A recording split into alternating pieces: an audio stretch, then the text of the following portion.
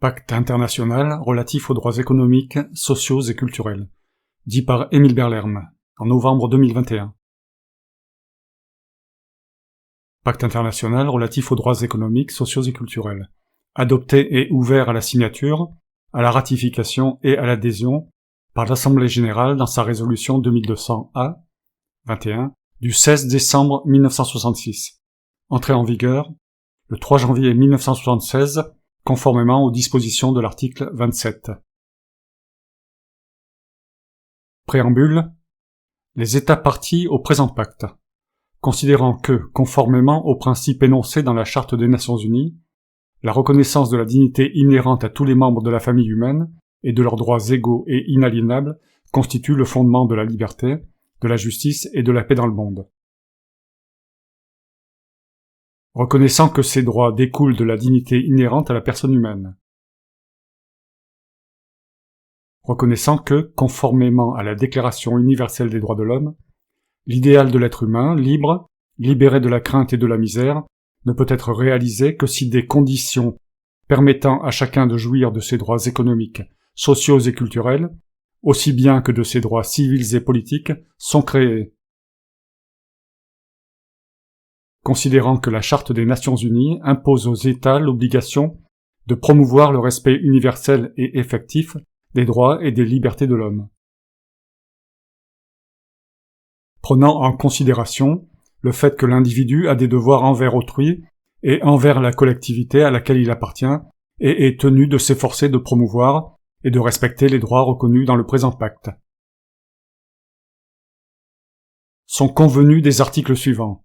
Première partie. Article 1er. 1. Tous les peuples ont le droit de disposer d'eux-mêmes. En vertu de ce droit, ils déterminent librement leur statut politique et assurent librement leur développement économique, social et culturel. 2. Pour atteindre leurs fins, tous les peuples peuvent disposer librement de leurs richesses et de leurs ressources naturelles, sans préjudice des obligations qui découlent de la coopération économique internationale, fondée sur le principe de l'intérêt mutuel, et du droit international. En aucun cas un peuple ne pourra être privé de ses propres moyens de subsistance. 3. Les États parties au présent pacte, y compris ceux qui ont la responsabilité d'administrer des territoires non autonomes et des territoires sous tutelle, sont tenus de faciliter la réalisation du droit des peuples à disposer d'eux-mêmes, et de respecter ce droit, conformément aux dispositions de la Charte des Nations Unies. Deuxième partie. Article 2. 1. Chacun des États parties au présent pacte s'engage à agir, tant par son effort propre que par l'assistance et la coopération internationale, notamment sur les plans économiques et techniques, au maximum de ses ressources disponibles, en vue d'assurer progressivement le plein exercice des droits reconnus dans le présent pacte par tous les moyens appropriés, y compris en particulier l'adoption de mesures législatives. 2. Les États parties au présent pacte s'engagent à garantir que les droits qui y sont énoncés seront exercés sans discrimination aucune fondée sur la race, la couleur, le sexe, la langue, la religion, l'opinion politique ou toute autre opinion, l'origine nationale ou sociale, la fortune, la naissance ou toute autre situation. 3. Les pays en voie de développement, compte dûment tenu des droits de l'homme et de leur économie nationale, peuvent déterminer dans quelle mesure ils garantiront les droits économiques reconnus dans le présent pacte à des non-ressortissants. Article 3. Les États parties au présent pacte s'engagent à assurer le droit égal qu'ont l'homme et la femme au bénéfice de tous les droits économiques, sociaux et culturels qui sont énumérés dans le présent pacte. Article 4. Les États parties au présent pacte reconnaissent que, dans la jouissance des droits assurés par l'État conformément au présent pacte, l'État ne peut soumettre ses droits qu'aux limitations établies par la loi, dans la seule mesure compatible avec la nature de ces droits et exclusivement en vue de favoriser le bien-être général dans une société démocratique. Article 5. 1. Aucune disposition du présent pacte ne peut être interprétée comme impliquant pour un État, un groupement ou un individu un droit quelconque de se livrer à une activité ou d'accomplir un acte visant à la destruction des droits ou libertés reconnus dans le présent pacte ou à des limitations plus amples que celles prévues dans le dit pacte. 2. Il ne peut être admis aucune restriction ou dérogation aux droits fondamentaux de l'homme, reconnus ou en vigueur, dans tout pays en vertu de lois, de conventions, de règlements ou de coutumes, sous prétexte que le présent pacte ne les reconnaît pas ou les reconnaît à un moindre degré. Troisième partie, article 6. 1. Les États parties au présent pacte reconnaissent le droit au travail, qui comprend le droit qu'a toute personne d'obtenir la possibilité de gagner sa vie par un travail librement choisi ou accepté, et prendront des mesures appropriées pour sauvegarder ce droit. 2. Les mesures que chacun des États parties au présent pacte prendra en vue d'assurer le plein exercice de ce droit doivent inclure l'orientation et la formation technique et professionnelle, l'élaboration de programmes, de politiques et de techniques propres à assurer un développement économique, social et culturel constant et un plein emploi productif dans des conditions qui sauvegardent aux individus la jouissance des libertés politiques et économiques fondamentales. Article 7. Les États parties au présent pacte reconnaissent le droit qu'a toute personne de jouir de conditions de travail justes et favorables, qui assurent notamment petit a. La rémunération qui procure, au minimum, à tous les travailleurs. 1i. Un salaire équitable et une rémunération égale pour un travail de valeur égale, sans distinction aucune. En particulier, les femmes doivent avoir la garantie que les conditions de travail qui leur sont accordées ne sont pas inférieures à celles dont bénéficient les hommes et recevoir la même rémunération qu'eux pour un même travail. 2i. Une existence décente pour eux et leurs familles, conformément aux dispositions du présent pacte. Petit b. La sécurité et l'hygiène du travail. Petit c. La même possibilité pour tous d'être promus, dans leur travail, à la catégorie supérieure appropriée, sans autre considération que la durée des services accomplis et les aptitudes. Petit d. Le repos, les loisirs, la limitation raisonnable de la durée du travail et les congés payés périodiques, ainsi que la rémunération des jours fériés. Article 8. 1. Les États parties au présent pacte s'engagent à assurer petit a.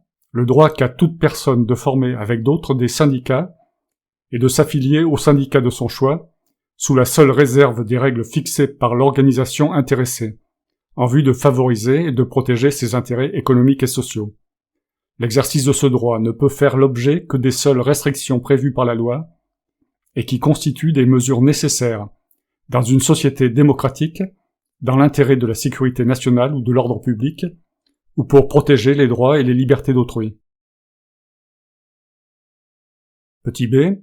Le droit qu'ont les syndicats de former des fédérations ou des confédérations nationales et le droit qu'ont celles-ci de former des organisations syndicales internationales ou de s'y affilier. Petit c. Le droit qu'ont les syndicats d'exercer librement leur activité sans limitation autre que celles qui sont prévues par la loi et qui constituent des mesures nécessaires dans une société démocratique, dans l'intérêt de la sécurité nationale ou de l'ordre public, ou pour protéger les droits et les libertés d'autrui. Petit d. Le droit de grève exercé conformément aux lois de chaque pays. 2. Le présent article n'empêche pas de soumettre à des restrictions légales l'exercice de ces droits par les membres des forces armées, de la police ou de la fonction publique. 3. Aucune disposition du présent article ne permet aux États parties à la Convention de 1948 de l'Organisation internationale du travail concernant la liberté syndicale et la protection du droit syndical de prendre des mesures législatives portant atteinte ou d'appliquer la loi de façon à porter atteinte aux garanties prévues dans la dite Convention. Article 9. Les États parties au présent pacte reconnaissent le droit de toute personne à la sécurité sociale, y compris les assurances sociales. Article 10. Les États parties au présent pacte reconnaissent que 1. Une protection et une assistance aussi larges que possible doivent être accordées à la famille, qui est l'élément naturel et fondamental de la société, en particulier pour sa formation, et aussi longtemps qu'elle a la responsabilité de l'entretien et de l'éducation d'enfants à charge. Le mariage doit être librement consenti par les futurs époux. 2. Une protection spéciale doit être accordée aux mères pendant une période de temps raisonnable avant et après la naissance des enfants. Les mères salariées doivent bénéficier, pendant cette même période, d'un congé payé ou d'un congé accompagné de prestations de sécurité sociale adéquates. 3. Des mesures spéciales de protection et d'assistance doivent être prises en faveur de tous les enfants et adolescents, sans discrimination aucune pour des raisons de filiation ou autres. Les enfants et adolescents doivent être protégés contre l'exploitation économique et sociale. Le fait de les employer à des travaux de nature à compromettre leur moralité ou leur santé, à mettre leur vie en danger ou à nuire à leur développement normal, doit être sanctionné par la loi. Les États doivent aussi fixer des limites d'âge au-dessous desquelles l'emploi salarié de la main-d'œuvre enfantine sera interdit et sanctionné par la loi. Article 11. 1. Les États parties au présent pacte reconnaissent le droit de toute personne à un niveau de vie suffisant pour elle-même et sa famille, y compris une nourriture, un vêtement et un logement suffisants, ainsi qu'à une amélioration constante de ses conditions d'existence. Les États parties prendront des mesures appropriées pour assurer la réalisation de ce droit, et ils reconnaissent à cet effet l'importance essentielle d'une coopération internationale librement consentie. 2.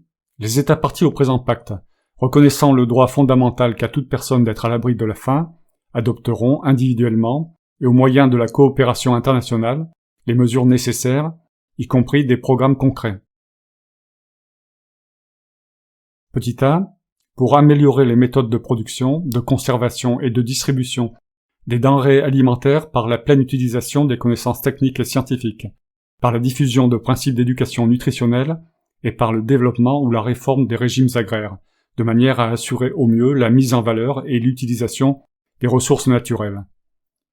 Petit b, pour assurer une répartition équitable des ressources alimentaires mondiales par rapport aux besoins, compte tenu des problèmes qui se posent tant aux pays importateurs qu'aux pays exportateurs de denrées alimentaires. Article 12. 1. Les États parties au présent pacte reconnaissent le droit qu'a toute personne de jouir du meilleur état de santé physique et mentale qu'elle soit capable d'atteindre. 2. Les mesures que les États parties au présent pacte prendront en vue d'assurer le plein exercice de ce droit devront comprendre les mesures nécessaires pour assurer. Petit a, la diminution de la mortinatalité et de la mortalité infantile, ainsi que le développement sain de l'enfant. Petit b, l'amélioration de tous les aspects de l'hygiène du milieu et de l'hygiène industrielle. Petit c, la prophylaxie et le traitement des maladies épidémiques, endémiques, professionnelles et autres, ainsi que la lutte contre ces maladies. Petit d, la création de conditions propres à assurer à tous des services médicaux et une aide médicale en cas de maladie. Article 13. 1. Les États parties au présent pacte reconnaissent le droit de toute personne à l'éducation. Ils conviennent que l'éducation doit viser au plein épanouissement de la personnalité humaine et du sens de sa dignité et renforcer le respect des droits de l'homme et des libertés fondamentales. Ils conviennent en outre que l'éducation doit mettre toute personne en mesure de jouer un rôle utile dans une société libre, favoriser la compréhension, la tolérance et l'amitié entre toutes les nations et tous les groupes raciaux, ethniques ou religieux, et encourager le développement des activités des Nations Unies pour le maintien de la paix. 2. Les États parties au présent pacte reconnaissent qu'en vue d'assurer le plein exercice de ce droit, petit a, l'enseignement primaire doit être obligatoire et accessible gratuitement à tous. Petit b, l'enseignement secondaire, sous ses différentes formes, y compris l'enseignement secondaire technique et professionnel, doit être généralisé et rendu accessible à tous par tous les moyens appropriés et notamment par l'instauration progressive de la gratuité. Petit c, l'enseignement supérieur doit être rendu accessible à tous en pleine égalité, en fonction des capacités de chacun, par tous les moyens appropriés et notamment par l'instauration progressive de la gratuité. Petit d. L'éducation de base doit être encouragée ou intensifiée, dans toute la mesure possible, pour les personnes qui n'ont pas reçu d'instruction primaire ou qui ne l'ont pas reçue jusqu'à son terme. Petit e. Il faut poursuivre activement le développement d'un réseau scolaire à tous les échelons, établir un système adéquat de bourses et améliorer de façon continue les conditions matérielles du personnel enseignant. 3. Les États parties au présent pacte s'engagent à respecter la liberté des parents et, le cas échéant, des tuteurs légaux, de choisir pour leurs enfants des établissements autres que ceux des pouvoirs publics, mais conformes aux normes minimales qui peuvent être prescrites ou approuvées par l'État en matière d'éducation, et de faire assurer l'éducation religieuse et morale de leurs enfants conformément à leurs propres convictions. 4. Aucune disposition du présent article ne doit être interprétée comme portant atteinte à la liberté des individus et des personnes morales de créer et de diriger des établissements d'enseignement, sous réserve que les principes énoncés au paragraphe 1 du présent article soient observés et que l'éducation donnée dans ces établissements soit conforme aux normes minimales qui peuvent être prescrites par l'État. Article 14. Tout État parti au présent pacte qui, au moment où il devient partie, n'a pas encore pu assurer dans sa métropole ou dans les territoires placés sous sa juridiction le caractère obligatoire et la gratuité de l'enseignement primaire, s'engage à établir et à adopter, dans un délai de 2 ans, un plan détaillé des mesures nécessaires pour réaliser progressivement, dans un nombre raisonnable d'années fixé par ce plan, la pleine application du principe de l'enseignement primaire obligatoire et gratuit pour tous. Article 15. 1. Les États parties au présent pacte reconnaissent à chacun le droit, petit a, de participer à la vie culturelle, petit b, de bénéficier du progrès scientifique et de ses applications, petit c, de bénéficier de la protection des intérêts moraux et matériels découlant de toute production scientifique, littéraire ou artistique dont il est l'auteur. 2. Les mesures que les États parties au présent pacte prendront en vue d'assurer le plein exercice de ce droit devront comprendre celles qui sont nécessaires pour assurer le maintien, le développement et la diffusion de la science et de la culture. 3. Les États parties au présent pacte s'engagent à respecter la liberté indispensable à la recherche scientifique et aux activités créatrices. 4. Les États parties au présent pacte reconnaissent les bienfaits qui doivent résulter de l'encouragement et du développement de la coopération et des contacts internationaux dans le domaine de la science et de la culture. Quatrième partie. Article 16. 1. Les États parties au présent pacte s'engagent à présenter, conformément aux dispositions de la présente partie du pacte, des rapports sur les mesures qu'ils auront adoptées et sur les progrès accomplis en vue d'assurer le respect des droits reconnus dans le pacte. 2. Petit a. Tous les rapports sont adressés au secrétaire général de l'Organisation des Nations Unies, qui en transmet copie au Conseil économique et social, pour examen, conformément aux dispositions du présent pacte. 2. Petit b. Le secrétaire général de l'Organisation des Nations Unies transmet également aux institutions spécialisées copie des rapports ou de toute partie pertinente des rapports envoyés par les États parties au présent pacte qui sont également membres des dites institutions spécialisées, pour autant que ces rapports ou parties de rapports ont trait à des questions relevant de la compétence des dites institutions au terme de leurs actes constitutifs respectifs. Article 17. 1. Les États parties au présent pacte présentent leurs rapports par étapes selon un programme qu'établira le Conseil économique et social dans un délai d'1 an à compter de la date d'entrée en vigueur du présent pacte, après avoir consulté les États parties et les institutions spécialisées intéressées. 2.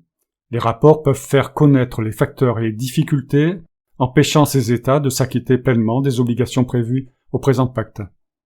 3. Dans le cas où des renseignements à ce sujet ont déjà été adressés à l'Organisation des Nations Unies ou à une institution spécialisée par un État partie au pacte, il ne sera pas nécessaire de reproduire les dits renseignements, et une référence précise à ces renseignements suffira. Article 18. En vertu des responsabilités qui lui sont conférées par la Charte des Nations Unies, dans le domaine des droits de l'homme et des libertés fondamentales, le Conseil économique et social pourra conclure des arrangements avec les institutions spécialisées en vue de la présentation par celles-ci de rapports relatifs aux progrès accomplis quant à l'observation des dispositions du présent pacte qui entrent dans le cadre de leurs activités. Ces rapports pourront comprendre des données sur les décisions et recommandations adoptées par les organes compétents des institutions spécialisées au sujet de cette mise en œuvre. Article 19. Le Conseil économique et social peut renvoyer à la Commission des droits de l'homme aux fins d'études et de recommandations d'ordre général ou pour information, s'il y a lieu, les rapports concernant les droits de l'homme que communiquent les États conformément aux articles 16 et 17 et les rapports concernant les droits de l'homme que communiquent les institutions spécialisées conformément à l'article 18. Article 20. Les États parties au présent pacte et les institutions spécialisées intéressées peuvent présenter au Conseil économique et social des observations sur toute recommandation d'ordre général faite en vertu de l'article 19 ou sur toute mention d'une recommandation d'ordre général figurant dans un rapport de la Commission des droits de l'homme ou dans tout document mentionné dans le dit rapport. Article 21. Le Conseil économique et social peut présenter de temps en temps à l'Assemblée générale des rapports contenant des recommandations de caractère général et un résumé des renseignements reçus des États parties au présent pacte et des institutions spécialisées sur les mesures prises et les progrès accomplis en vue d'assurer le respect général des droits reconnus dans le présent pacte. Article 22. Le Conseil économique et social peut porter à l'attention des autres organes de l'Organisation des Nations Unies, de leurs organes subsidiaires et des institutions spécialisées intéressées qui s'occupent de fournir une assistance technique toute question que soulèvent les rapports mentionnés dans la présente partie du présent pacte et qui peut aider ces organismes à se prononcer, chacun dans sa propre sphère de compétence, sur l'opportunité de mesures internationales propres à contribuer à la mise en œuvre effective et progressive du présent pacte. Article 23. Les États parties au présent pacte conviennent que les mesures d'ordre international destinées à assurer la réalisation des droits reconnus dans le dit pacte comprennent notamment la conclusion de conventions, l'adoption de recommandations, la fourniture d'une assistance technique et l'organisation, en liaison avec les gouvernements intéressés, de réunions régionales et de réunions techniques aux fins de consultation et d'études. Article 24.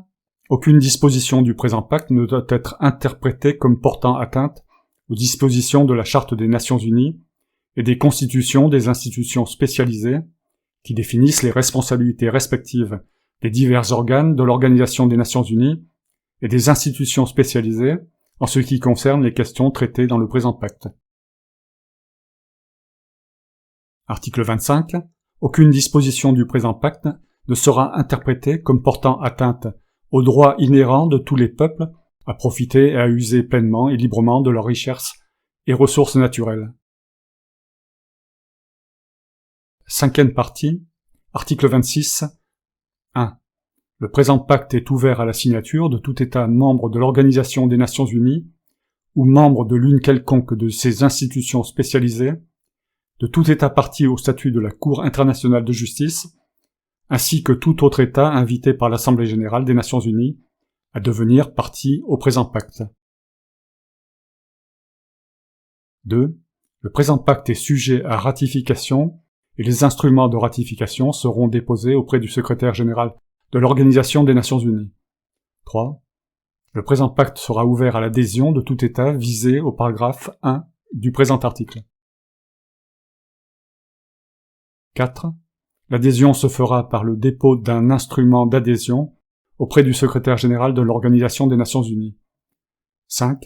Le secrétaire général de l'Organisation des Nations Unies informe tous les États qui ont signé le présent pacte ou qui y ont adhéré du dépôt de chaque instrument de ratification ou d'adhésion. Article 27. 1. Le présent pacte entrera en vigueur 3 mois après la date du dépôt auprès du secrétaire général de l'Organisation des Nations Unies du 35e instrument de ratification ou d'adhésion. 2. Pour chacun des États qui ratifieront le présent pacte ou y adhéreront après le dépôt du 35e instrument de ratification ou d'adhésion, le dit pacte entrera en vigueur 3 mois après la date du dépôt par cet État de son instrument de ratification ou d'adhésion. Article 28. Les dispositions du présent pacte s'appliquent sans limitation ni exception aucune à toutes les unités constitutives des États fédératifs. Article 29. 1. Tout État partie au présent pacte peut proposer un amendement et en déposer le texte auprès du secrétaire général de l'Organisation des Nations Unies. Le secrétaire général transmet alors tout projet d'amendement aux États parties au présent pacte en leur demandant de lui indiquer s'ils désirent voir convoquer une conférence d'États parties pour examiner ces projets et les mettre aux voix. Si un tiers au moins des États se déclare en faveur de cette convocation, le secrétaire général convoque la conférence sous les auspices de l'Organisation des Nations Unies. Tout amendement adopté par la majorité des États présents et votant à la conférence est soumis pour approbation à l'Assemblée générale des Nations Unies. 2. Ces amendements entrent en vigueur lorsqu'ils ont été approuvés par l'Assemblée générale des Nations Unies et acceptés, conformément à leurs règles constitutionnelles respectives, par une majorité des 2/3 des États parties au présent pacte. 3. Lorsque ces amendements entrent en vigueur, ils sont obligatoires pour les États parties qui les ont acceptés. Les autres États parties restant liés par les dispositions du présent pacte et par tout amendement antérieur qu'ils ont accepté. Article 30. Indépendamment des notifications prévues au paragraphe 5 de l'article 26, le secrétaire général de l'Organisation des Nations Unies informera tous les États visés au paragraphe 1 du dit article. Petit a.